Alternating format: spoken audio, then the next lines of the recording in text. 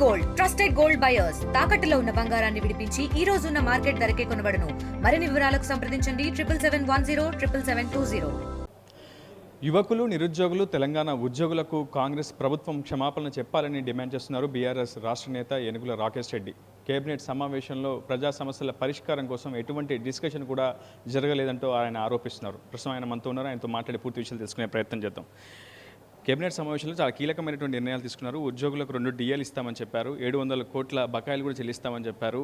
ప్రధానంగా ఉద్యోగులకు సంబంధించి అనేక సంక్షేమ విషయాలు కూడా అమలు చేస్తామని చెప్పారు. హెల్త్ కార్డుల విషయంలో కూడా తమ ప్రభుత్వం సానుకూలంగా ఉద్యోగుల వైపు ఉంటుందని చెప్పారు. అదేవిధంగా ఫ్యూచర్ సిటీ కావచ్చు, ఇతరత్ర అనేక సంక్షేమ పథకాలపై తామంతా కూడా డిస్కస్ చేశామని కేబినెట్ సమావేశం అనంతరం కూడా కేబినెట్ సభ్యులు పూర్తిగా ఒక ప్రకటన కూడా విడుదల చేశారు. కానీ ఎందుకు బీఆర్ఎస్ నేతలు పదే పదే విమర్శలు చేస్తున్నారు?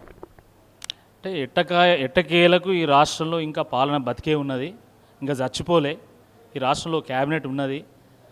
ప్రజలు మాకు అధికారం కట్టబెట్టిన పాపానికి మేము 6 నెలలకు ఒకసారైనా ఒక క్యాబినెట్ సమావేశం పెట్టాలి అనేటి దూరంతో పెట్టినట్టే ఉంది తప్ప నిజంగా ప్రజా సమస్యలు తీర్చాలనేటువంటి ఆలోచనతో పెట్టినట్టు మాకు అనిపించలేదు. ఎందుకంటే మీరు చూశారు కదా, 6 గంటల పాటు క్యాబినెట్ సమావేశం పెడితే ఇచ్చినటువంటి 6 గ్యారంటీలో కనీసం అర గ్యారంటీ గురించి కూడా క్లారిటీ ఇవ్వలేదు. మీరేమంటున్నారు? ఉద్యోగస్తులకు సంబంధించి చాలా విషయాలు క్యాబినెట్లో ప్రస్తావన చేసింది కదా అంటారు. 6 డిఏలు పెండింగ్లు ఉన్నాయండి. 6 డిఏలు పెండింగ్లో ఉంటే 2 డిఏలు ఇస్తాము, అది ఒకటి ఇప్పుడు ఇస్తాము, ఇంకోటి 6 నెలలకు ఇస్తామంటారు. అసలు నువ్వేంది ఇచ్చేది? 6 నెలలకు? 6 నెలలకు ఒక డిఏ రావాల్సిందే కదా యాజ్ పర్ ప్రొసీజర్. జూలై 1కి ఒకటి, జాన్ 1కి ఒకటి డిఏ రావాలా. కానీ ఈరోజు 2 డిఏలు కేసీఆర్ గారి హయాంలో పెండింగ్లో ఉంటే వాటిని 6 డిఏలు పెండింగ్లో పెట్టినటువంటి ఘనత ఈరోజు కాంగ్రెస్ పార్టీ నాయకులది. దాని గురించి ఈరోజు ఉద్యోగస్తులు సంతృప్తి చెందడం లేదు. 18 నెలలు కావస్తా ఉన్నా కూడా కనీసం పీఆర్సీ ప్రస్తావన లేదు. నిన్న కేసీఆర్ గారి హయాంలో ప్రభుత్వ ఉద్యోగుల యొక్క జీతాలు ఏ రకంగా పెరిగినాయో మొత్తం యావత్ ప్రపంచం చూసింది. సరే, కాంగ్రెస్ పార్టీ వస్తే ఇంకా మాకు మేలు జరుగుతుందనేటువంటి ధోరణితోనే ఆ రోజు ఉద్యోగస్తులంతా ఏకమై కాంగ్రెస్ పార్టీకి వాళ్ళు ఓట్లు వేస్తే ఈరోజు ఉద్యోగస్తులకు చేసింది ఏంది? మీరు హెల్త్ కార్డు ఇస్తున్నారు, అది ఎంప్లాయీస్ కాంట్రిబ్యూషన్తోనే కదా, అది కేసీఆర్ గారు నిర్ణయం తీసుకున్నదే కదా, అది మీరు ఇప్పుడు అమలు చేస్తామంటున్నారు. అంతే తప్ప మీరు కొత్తగా చేసింది ఏంది? మీరు బకాయిలు చెల్లిస్తామంటున్నారు. గతంలో కూడా ఫీజు రీయింబర్స్మెంట్ బకాయిలు ఎవ్రీ మంత్ ఇస్తామన్నారు. ఏమైంది? ఇచ్చిందా? ఇప్పుడు మీరు క్యాబినెట్లో చెప్పినటువంటి మాటకి ఏమైనా విలువ ఉంటుందా? అది మీరు ఇస్తారా? ఇచ్చేటువంటి స్తోమత మీ దగ్గర ఉందా? అది ఇచ్చిన రోజు తప్పకుండా మేము ప్రశంసిస్తాం, 100% మేము ప్రశంసిస్తాం. నిరుద్యోగులు యువకులు కూడా క్షమాపణ చెప్పాలని చెప్పేసి కాంగ్రెస్ ప్రభుత్వాన్ని మీరు డిమాండ్ చేస్తారు. ఒకవైపు రాష్ట్ర వ్యాప్తంగా 59,000 ఉద్యోగాలు ఇచ్చినటువంటి ఘనత తమ ప్రభుత్వాన్ని స్వయంగా సీఎం రేవంత్ రెడ్డి అనేక ప్రకటనలు కూడా చెప్తూ వస్తున్నారు. అనేక బహిరంగ సమావేశాల్లో కూడా అదే అంశాన్ని ఉద్ఘాటిస్తున్నారు. కానీ బీఆర్ఎస్కు కావచ్చు, బీఆర్ఎస్ నేతలకు కావచ్చు ఆ ఉద్యోగ అంశాలు ఎందుకు స్పష్టత లేదంటారా?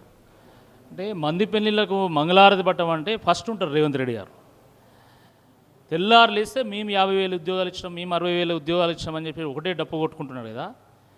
ఆ ఇచ్చిన ఉద్యోగాలకు ఎప్పుడు నోటిఫికేషన్లు వచ్చినాయి స్పష్టం చేయి. నేను స్వయంగా ఆర్టీఐ వేసి సమాచారం సేకరిస్తే వచ్చిన సమాచారం ఏందయ్యా అంటే, కాంగ్రెస్ పార్టీ ఇచ్చినటువంటి నోటిఫికేషన్ల ద్వారా వచ్చినటువంటి ఉద్యోగాల సంఖ్య కేవలం 7,000 మాత్రమే. మిగతావన్నీ కూడా బీఆర్ఎస్ పార్టీ హయాంలో నోటిఫికేషన్లు ఇస్తే, బీఆర్ఎస్ పార్టీ హయాంలో పరీక్షలు రాస్తే ఆ ఫలితాల ద్వారా ఇప్పుడు వీళ్ళు కాయిదాలు వంచని తప్ప వీళ్ళు చేసింది ఏమీ లేదు. ఏడాది కాలంలో 2 లక్షల ఉద్యోగాలు ఇస్తామని చెప్పి అధికారంలోకి వచ్చినటువంటి కాంగ్రెస్ పార్టీ ఈరోజు ఆ హామీ గురించి ఎందుకు ప్రస్తావించడం లేదు? 2 లక్షల గురించి ఎందుకు మాట్లాడుతున్నావు? 50,000 గురించి ఎందుకు మాట్లాడుతున్నావు? నిరుద్యోగ వృత్తి గురించి ఎందుకు మాట్లాడట్లేదు? జాబ్ క్యాలెండర్ గురించి ఎందుకు మాట్లాడట్లేదు?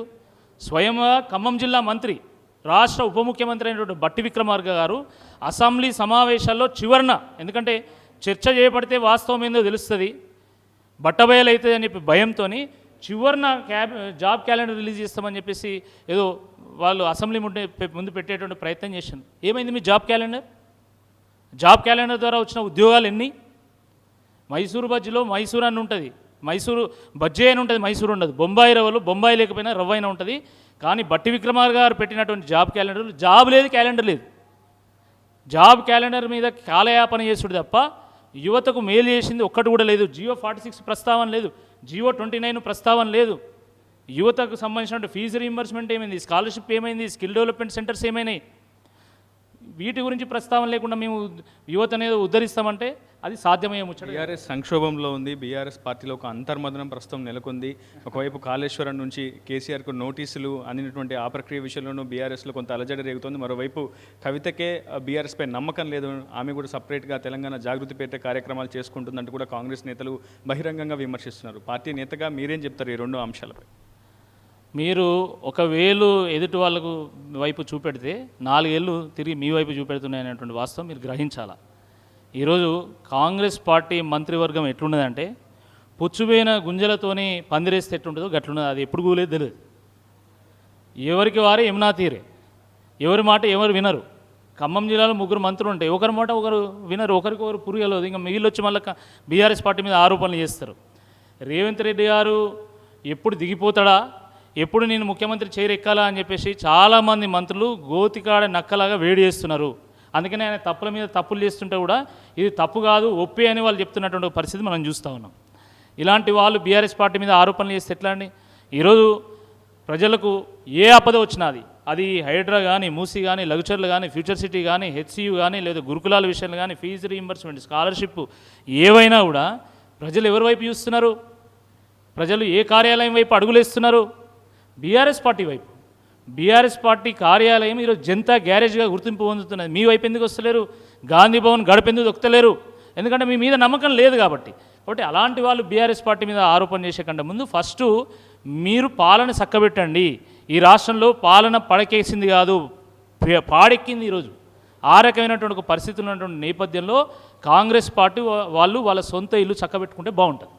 మొత్తంగా తెలంగాణలో వికాసం కాదు విధ్వంసం జరుగుతుందని ఆరోపిస్తున్నారు బీఆర్ఎస్ నేత ఏనుగుల రాకేష్ రెడ్డి. తెలంగాణలో ప్రభుత్వ పరిపాలన పడకేయలేదు, పాడెక్కిందంటూ కూడా ఆయన పరోక్షంగా సీరియస్గా కామెంట్స్ అయితే చేస్తున్నారు. ప్రస్తుతం కాంగ్రెస్ పై పూర్తి స్థాయిలో పరిపాలన విధానాలపై కావచ్చు, సంక్షేమ పథకాలపై కావచ్చు ప్రభుత్వంకి చిత్తశుద్ధి లేకపోవడంతో ప్రజలు అరిగోస పడుతున్నారంటున్నారు రాకేష్ రెడ్డి. ఇది న్యూస్ న్యాయతో రిపోర్టర్ ఉదయ్, RTV ఖమ్మం నుంచి. ఇండియా పాకిస్తాన్ తాజా అప్డేట్స్ కోసం డౌన్లోడ్ చేసుకోండి RTV లైవ్ యాప్.